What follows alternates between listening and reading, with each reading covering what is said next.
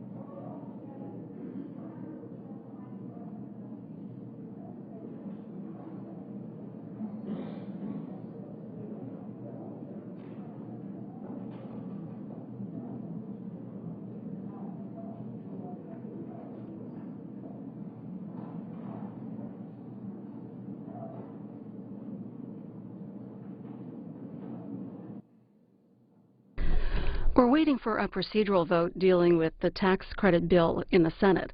And right now in the House, they're voting on rules that will set the guidelines for debate on the repeal of the 2010 health care law.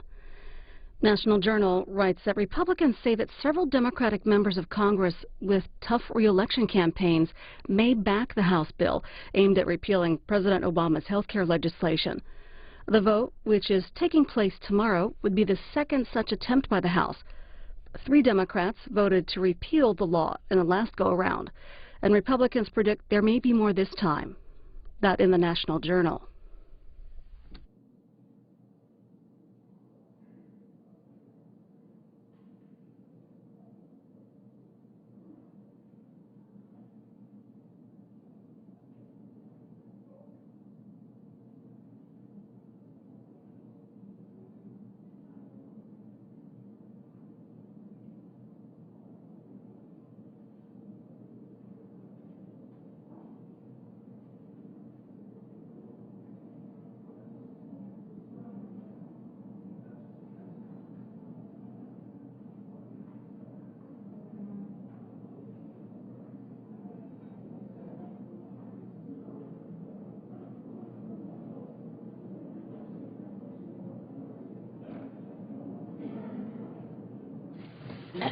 Mr. President, Senator from California. I note the absence of a quorum. Clerk will call the roll.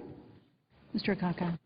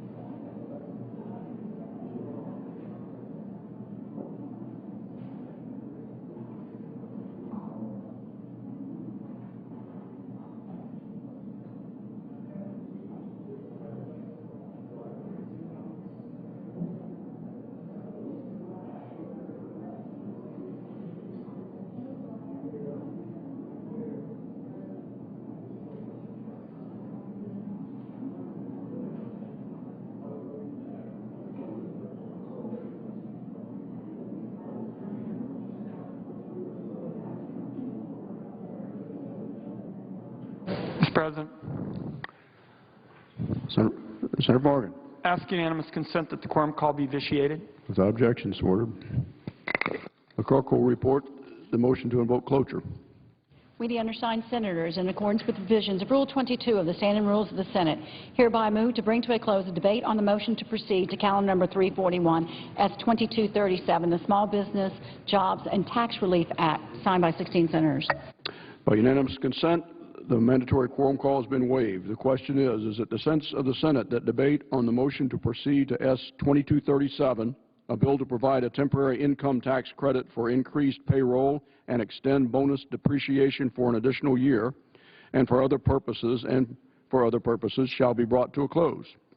The yeas and nays are mandatory under the rule. The clerk will call the roll. Mr. Akaka. Mr. Alexander. Ms. Ayotte.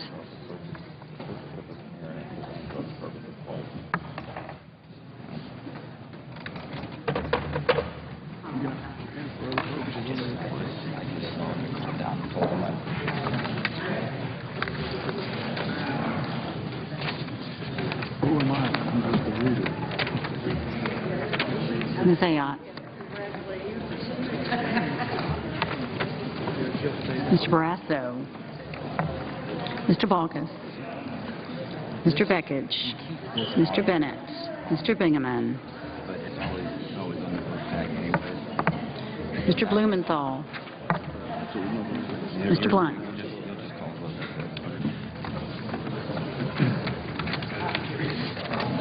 Mr. Bozeman. Mrs. Boxer.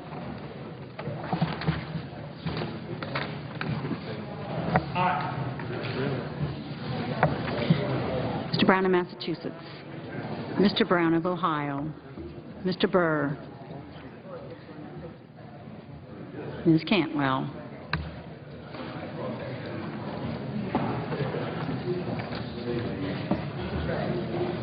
Mr. Cardin. Mr. Carper. Mr. Casey. Mr. Chambliss. Mr. Coates.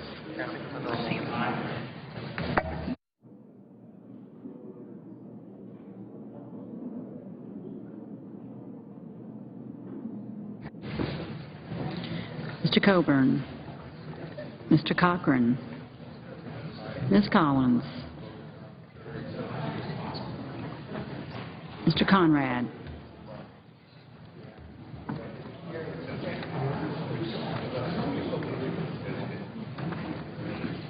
Mr. Coons. Mr. Corker. Mr. Cornyn. Mr. Crapo. Mr. Dement. Mr. Durbin. Mr. Enzi. Mrs. Feinstein.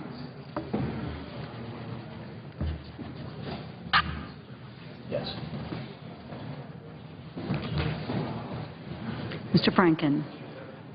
Mrs. Gillibrand. Mr. Graham. Mr. Grassley. Mrs. Hagan.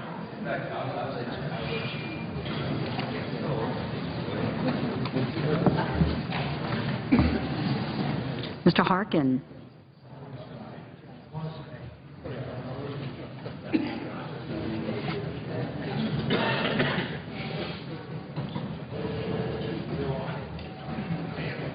Mr. Hatch. Mr. Heller. Mr. Hoven. Mrs. Hutchison. Mr. Inhofe. Mr. Noe. Mr. Isaacson. Mr. Johanns. Mr. Johnson of Wisconsin. Mr. Johnson of South Dakota.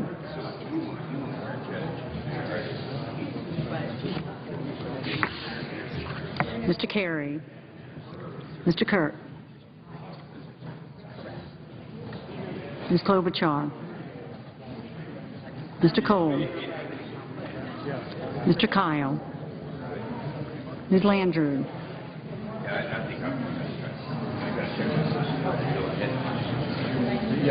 Mr. Lautenberg. Mr. Leahy. Mr. Lee. Mr. Levin.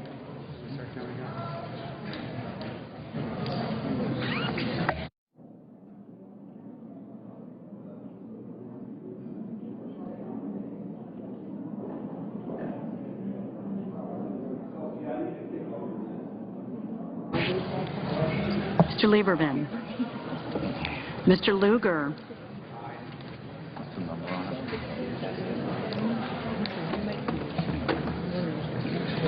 Mr. Manchin.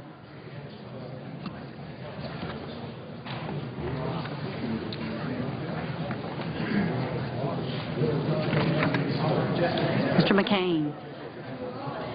Mrs. McCaskill. Mr. McConnell. Mr. Menendez.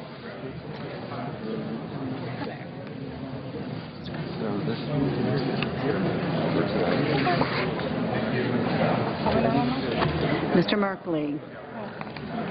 Ms. Mikulski. Mr. Moran. Ms. Murkowski. Mrs. Murray. Mr. Nelson of Nebraska. Mr. Nelson of Florida. Mr. Paul. Mr. Portman. Mr. Pryor. Mr. Reed of Rhode Island. Mr. Reed of Nevada.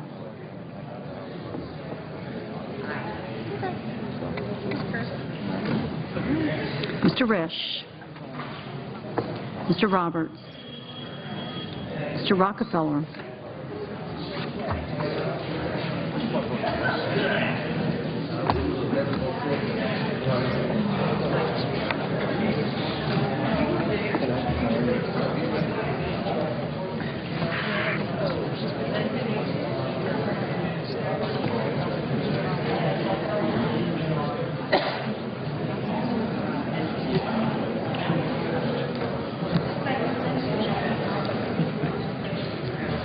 Mr. Rubio.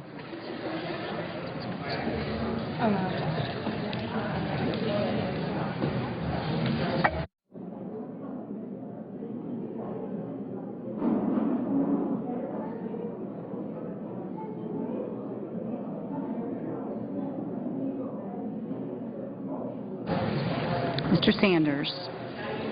Mr. Schumer. Mr. Sessions. Mrs. Shaheen. Mr. Shelby. Ms. Snow. Ms. Stabenow. Mr. Tester. Mr. Thune. Mr. Toomey. Mr. Udall of Colorado. Mr. Udall of New Mexico. Mr. Vitter. Mr. Warner. Mr. Webb.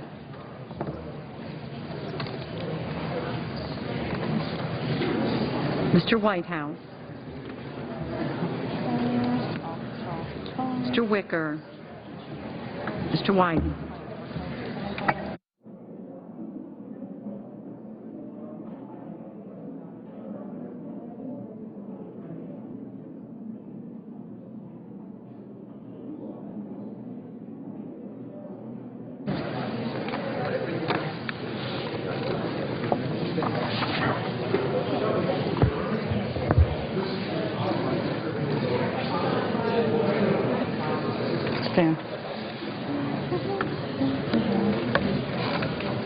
Senators voting in the affirmative: Akaka, Alexander, Beckidge, Bennett, Bingaman, Blumenthal, Blunt, Boxer, Brown of Massachusetts, Brown of Ohio, Burr, Cantwell, Casey, Coburn, Collins, Conrad, Coons, Durbin, Feinstein, Grassley, Hagan, Harkin, Heller, Hutchison, Inouye, Isaacson, Johnson of South Dakota, Klobuchar, Landrieu, Leahy, Levin, Lugar, McCaskill, McConnell, Menendez, Merkley, Mikulski, Murray, Nelson, Nebraska, Nelson of Florida, Paul, Pryor, Reed of Rhode Island, Schumer, Shaheen, Stabenow, Thune, Udall of Colorado, Udall of New Mexico, Whitehouse, and Wyden. Ms. Cole.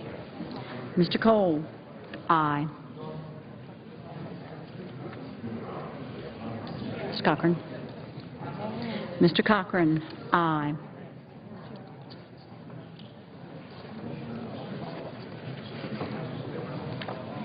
Mr. Corker. Aye.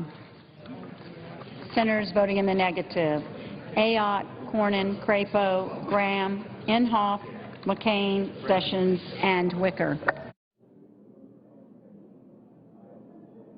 Mr. Lautenberg, aye. Mr. Webb, aye. Mr. Manchin, no.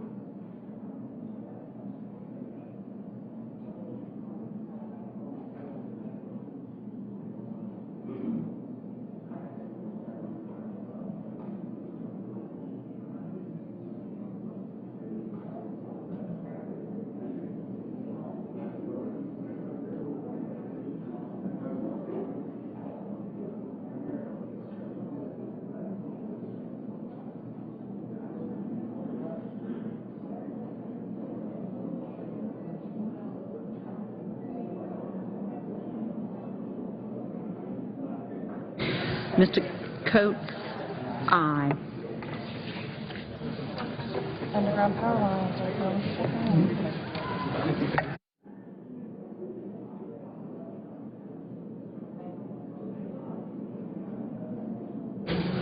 Mr. Tester, aye. Mr. Barrasso, aye. Mr. Enzi, aye.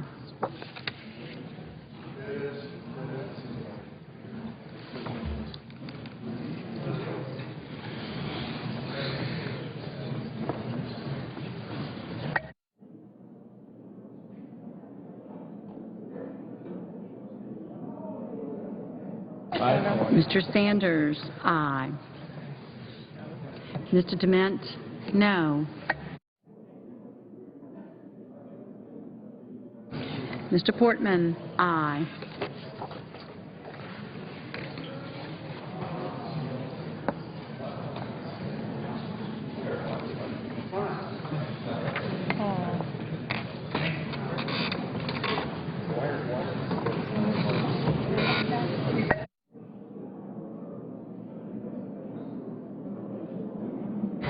Mr. Hoven, aye.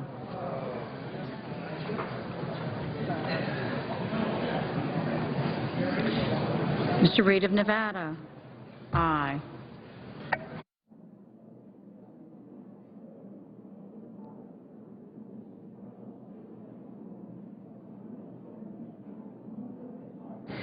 Mr. Baucus, aye.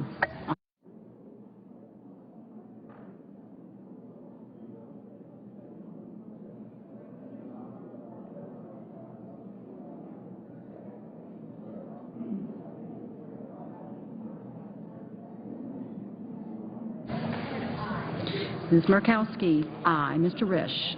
Mr. Risch, no.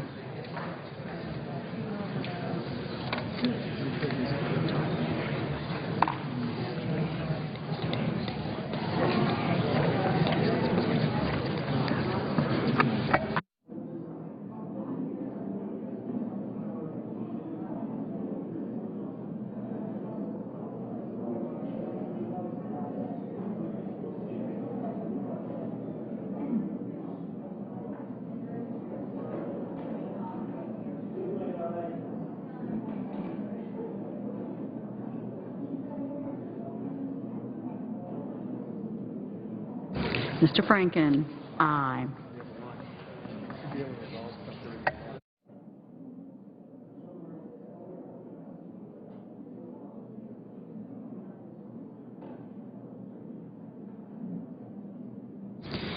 Mr. Johans, no.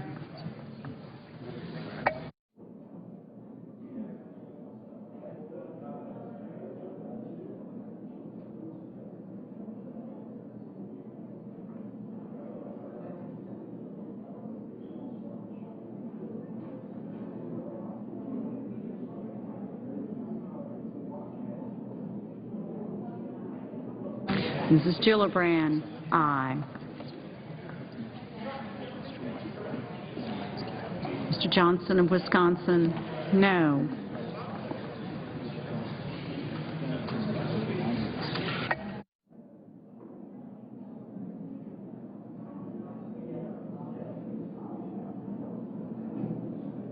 Ms. Snow? Ms. Snow? Aye.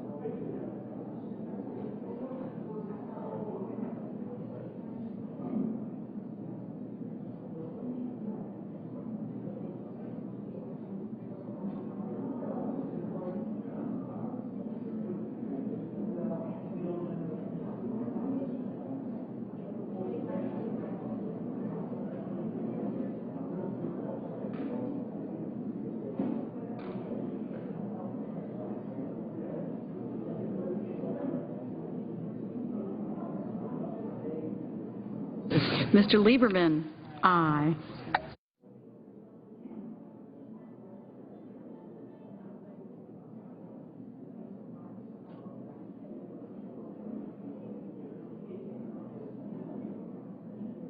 Mr. Warner? Aye.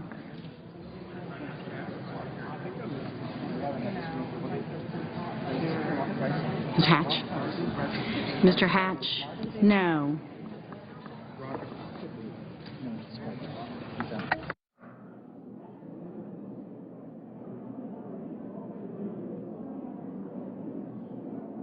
Mr. Carper?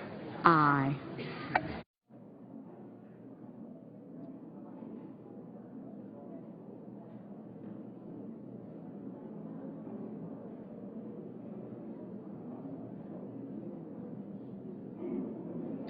Mr. Shelby?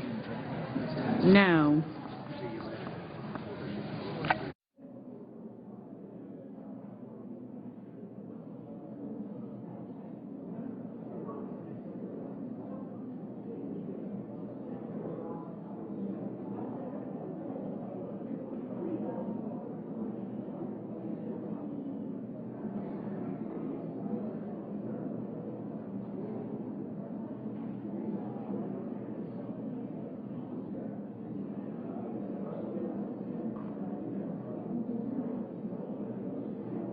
Mr. Bozeman?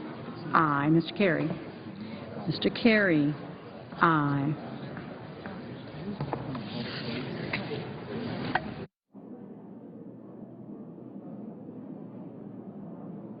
Mr. Toomey? Aye.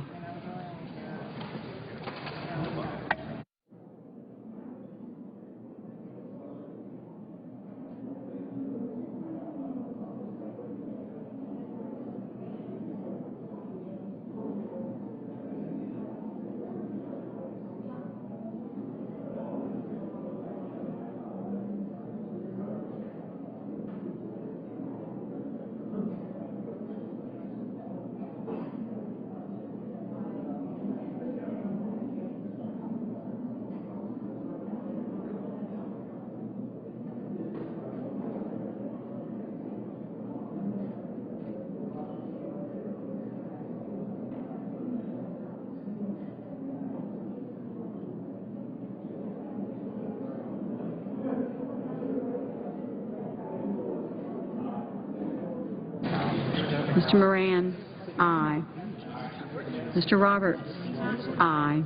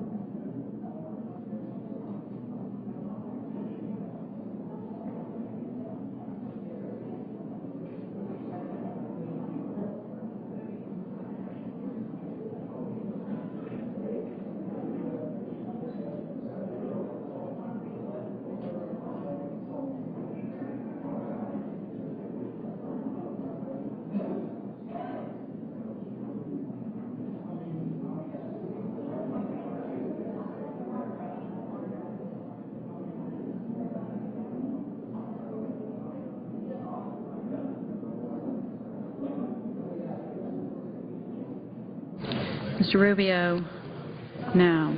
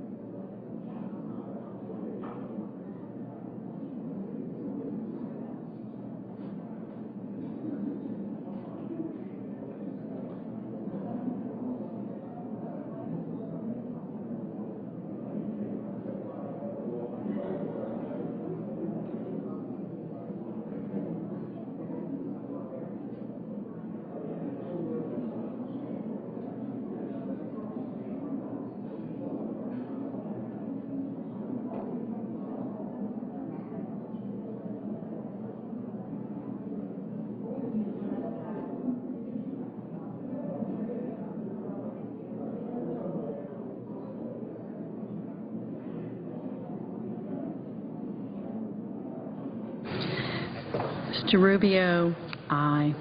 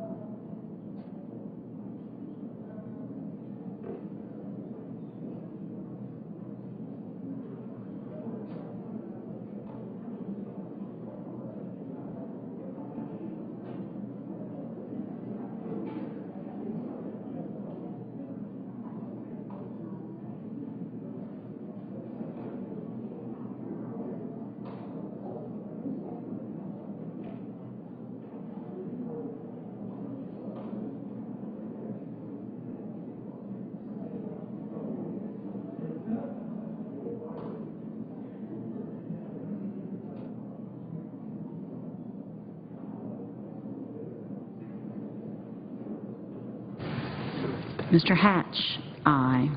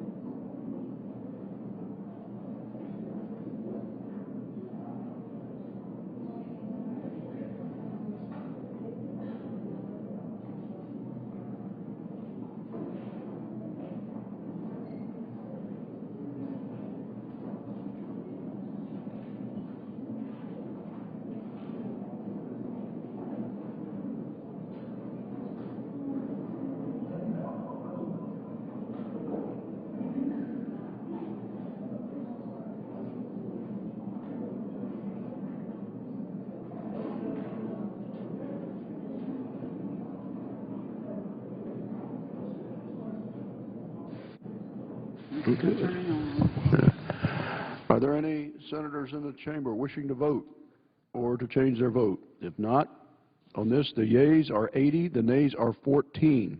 3/5 of the senators duly chosen and sworn having voted in the affirmative, the motion is agreed to. Mr. President. Senator from Utah. Mr. President, I ask unanimous consent that Steve Cofford of my Finance Committee staff be given privileges of the floor for the duration of the 112th Congress. Without objection. So ordered. Mr. President, today we begin debate on a bill called the Small Business Jobs and Tax Relief Act. There are some positive elements to this legislation, but I remain amazed that the Democratic majority has decided to pursue this bill to support small businesses when looming tax increases threaten to crush these very same small businesses. Rather than address the expiration of the 2001 and 2003 tax relief, which is denying certainty to small businesses, and holding back hiring and economic development, we are discussing this legislation. The President and his allies who are pursuing this legislation are patting themselves on the back for supporting small business, but puffing their chests as the saviors of America's job creators while doing nothing to address the coming fiscal cliff is like a person asking for the keys to the city after throwing a water balloon at a house fire. Our small businesses and our economy face an existential threat with the coming tax hikes.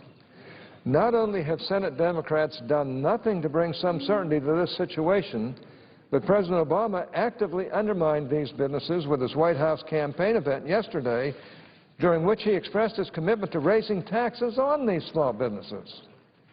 So as we debate this bill, we need to keep that backdrop in mind. As the President proposes with this bill to give with one hand to small businesses, with the other hand, he is prepared to sock those same people in the jaw. Small business is just one facet of our economy that will be hit with the largest tax increase in history if Congress and the President fail to act before January 1st, 2013. But given that small businesses are the engine of job creation in our economy, the impact of these tax increases will reach far and wide, undermining economic growth and hampering innovation and job creation. Taxpayers are on the edge of a fiscal cliff. Yet instead of leading them to safety, the President's campaign is telling us to march forward. The consequences will crush American taxpayers. In February, the Washington Post referred to this $4.5 trillion tax hike as Tax-mageddon. Federal Reserve Chairman Ben Bernanke described it as a massive fiscal cliff when testifying before Congress. If these tax hikes are allowed to occur, it will raise taxes on virtually all flow-through business income in the United States come January 1st, 2013. This is especially harmful to small businesses because the vast majority of small businesses are organized as flow-through business entities such as partnerships, S corporations, limited liability companies, and sole proprietorships. So unless the Congress acts to prevent these massive tax increases, the vast majority of small businesses in the United States will be hit with a massive tax increase next year. It is hard to conceive of a greater impediment to job creation. All of these tax increases and the economic uncertainty that they cause are going into the investment and hiring decisions of businessmen and women today. Even President Obama agrees that 2/3 of the new jobs in our economy are created by small businesses. I don't know anybody that disagrees with that. With unemployment stuck at an unacceptably high level of 8.2%, we must not allow this tax increase to happen. America is slowly recovering from one of the greatest recessions in modern history. The Vice President has rightly said that for millions of Americans it feels like we are living through a depression. And Paul Krugman recently stated that we are in a depression. I just got through reading Robert Caro's recent book on Lyndon Johnson. And he discusses in that book the tax cuts of President Kennedy and how important they were. and how Lyndon Johnson handled it after the horrific death of our president. Those tax cuts pulled us through a lot of problems.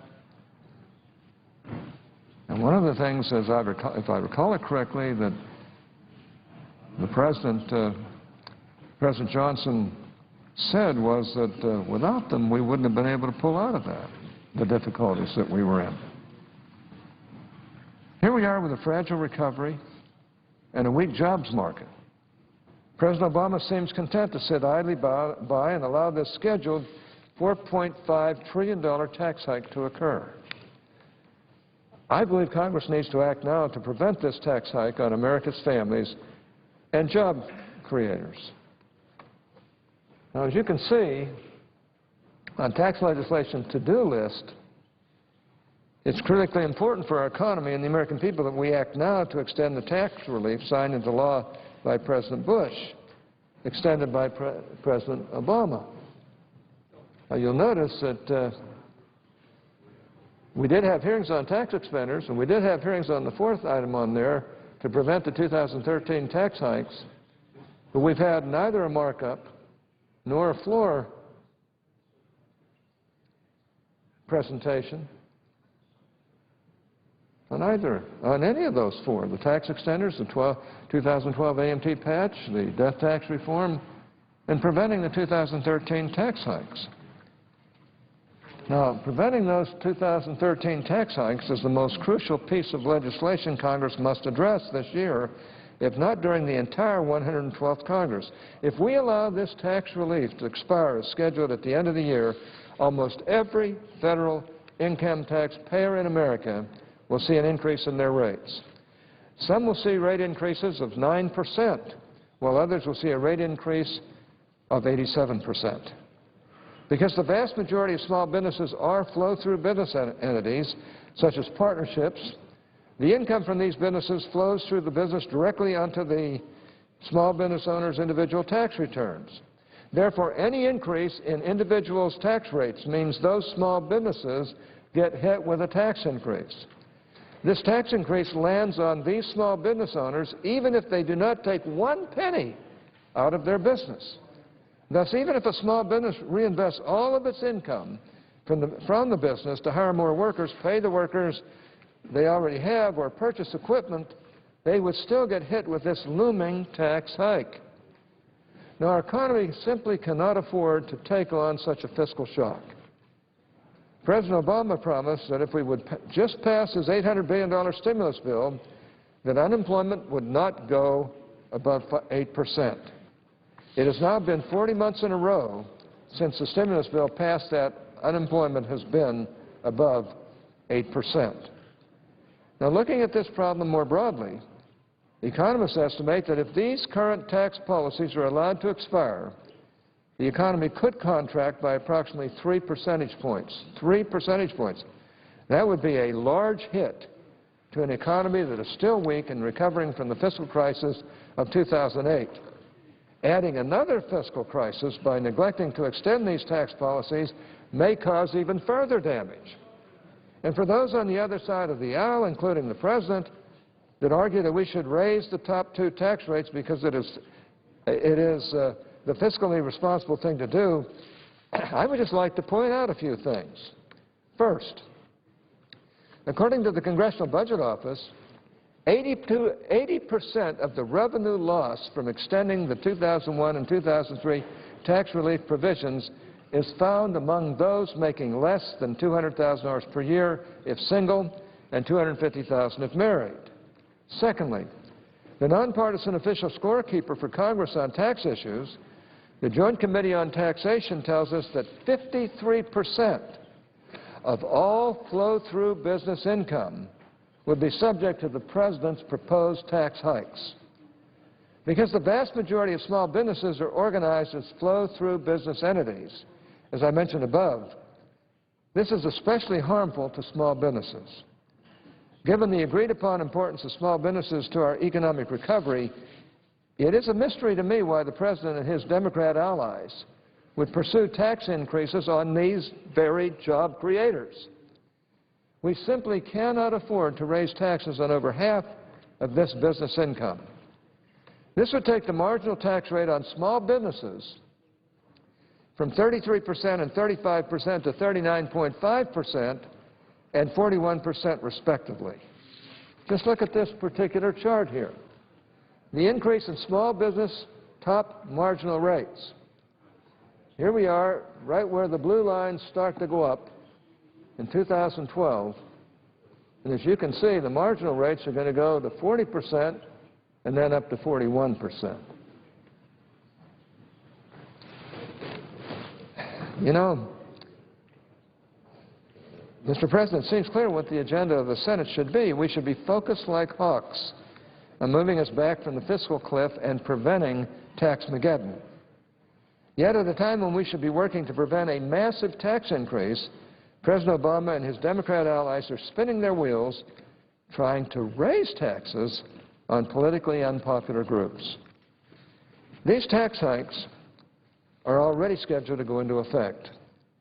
Congress doesn't have to do anything, and everyone will pay more in taxes come 2013. That is not a good sign, given that some people have called this a do-nothing Senate. Well, let me refer to the Senate Democratic leadership tax legislation to-do list. I'm sure that some people are tired of the mantra among conservatives that Democrats want to raise your taxes and Republicans do not. But we say it because it's true. At liberal think tanks, their employees go to work every morning and think how they can raise taxes. My friends on the other side of the aisle, knowing that their constituents already feel overtaxed, spend countless hours devising ways to raise taxes in a way that only hits politically unpopular groups. Or in the case of Obamacare, they work tirelessly to hide the nature of the individual mandate tax and the true impact of the laws over $500 billion in taxes. The President is now devoting his entire re-election campaign towards tax hiding in the name of fairness.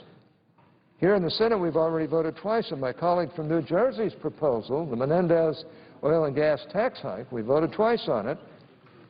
And this is a proposal to raise taxes on oil and gas companies.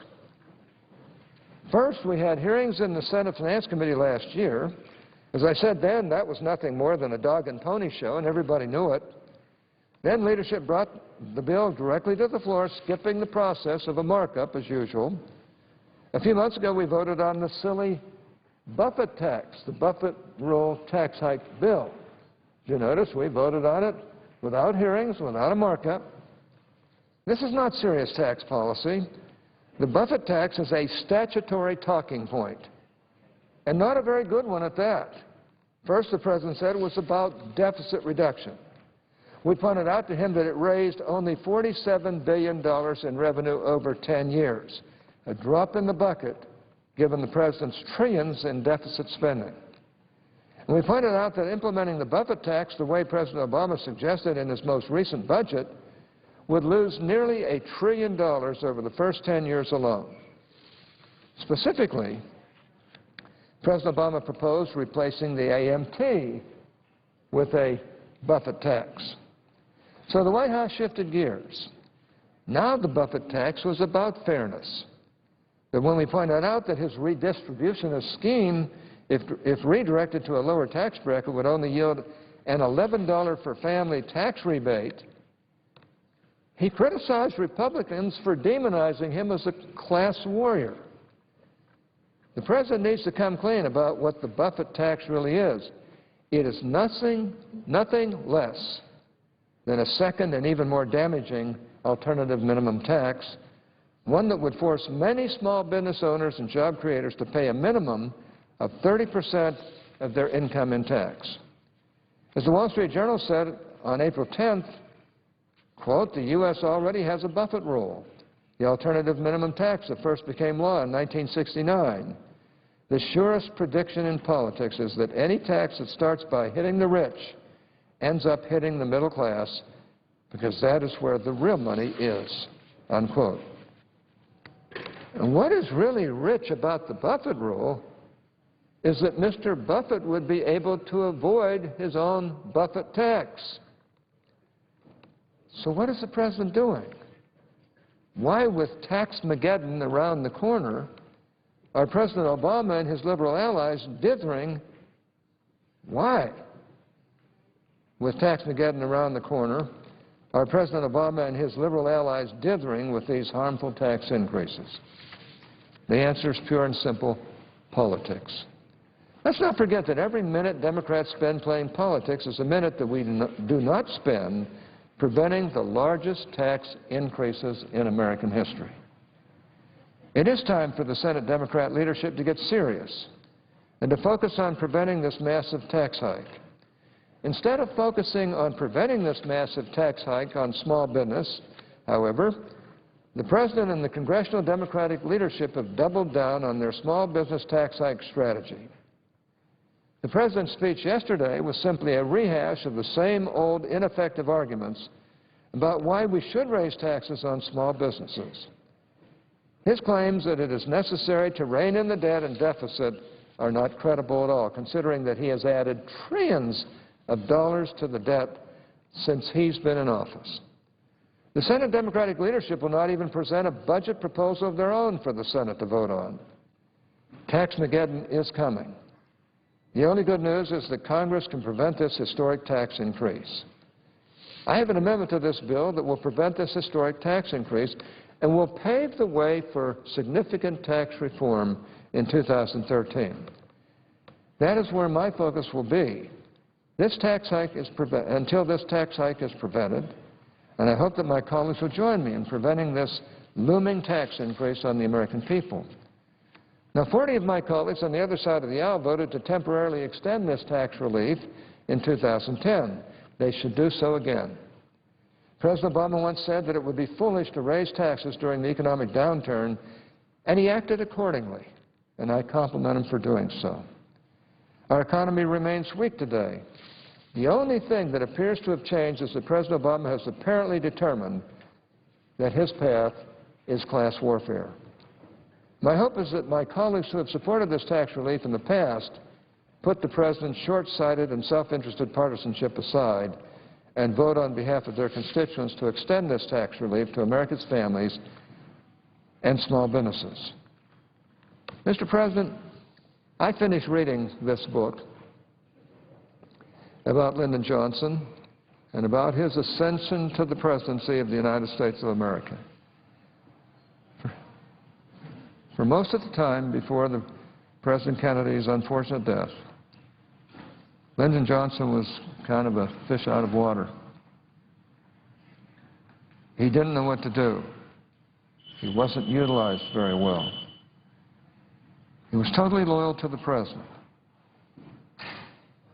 But once the murder of our President occurred, he was very sensitive to the feelings of the Kennedy family and the Kennedy widow and the Kennedy children. He was sensitive to the President's brothers. He didn't move into the White House until after everything was taken care of. But he decided that he was going to make sure that the President's tax cuts went through. Naturally, there was a serious involvement with the Civil Rights Bill at that time, something that many of the Southern senators, most all Democrats, did not want to pass. And he knew that if they brought that up first, the tax bill would never pass. So it's an extremely interesting book by Robert Caro as to how the President was able to get the tax cuts through ahead of bringing up the Civil Rights Bill, and then bringing up the Civil Rights Bill and putting the pressure on everybody, Republicans and Democrats, to do what should have been done many, many years before. I pay tribute to President Johnson, who, of course, in the eyes of many Democrats and Republicans, had a mixed record, but he was a master in helping President Kennedy's tax bill to go through. And because of that, we had a period of decent expansion. I don't think I can ever fully understand why my colleagues on the other side of the aisle don't seem to understand the importance of cutting taxes during a time when we're in real difficulty, and still want to spend more by increasing taxes, which they never seem to use to pay down any deficits, but we use to spend more than ever before. They could take a page out of Lyndon Johnson's book, and really out of the book of President John F. Kennedy, who was smart enough to know, intelligent enough to know, and caring enough to know that during times of great difficulty, tax rate reductions are very, very important. And Mr. President, I just wish we could work together on these things a little bit better. I just wish that both Democrats and Republicans would get off their high horses and start to band together and start working on what's wrong with our country instead of what's wanted as far as political advantage goes. I have to say that, to me, to tax 940,000 small businesses, which is what our leaders, bipartisan leaders in the Senate have said, it's just like asking to go into a deeper depression, really. It's like saying, we don't care. And what's really interesting is that a lot of these taxes are going to be socked on the people who earn less than $120,000 a year through the health care bill. And further, with regard to the health care bill, what is now considered a tax, the bottom 10% of all wage earners or of all people in our society, they're going to pay a pretty whopping percentage of the taxes that are going to be assessed. They're the ones who are going to get hit harder than anybody else. And I think our colleagues on the other side ought to really study this and figure it out. And the quotes that I'm making are from independent bodies that they're supposed to be nonpartisan. We simply cannot allow tax Mageddon to occur. And by playing this ploy, the President is just playing politics instead of really doing what ought to be done. I think more of him than that, and I hope that I'm right, that he will get off his high horse, quit playing the class warfare game, and start doing what's right for America. He'd be better off if he would. I can guarantee you that. Mr. President, I suggest the absence of a quorum. Clerk will call the roll. Mr. O'Connor.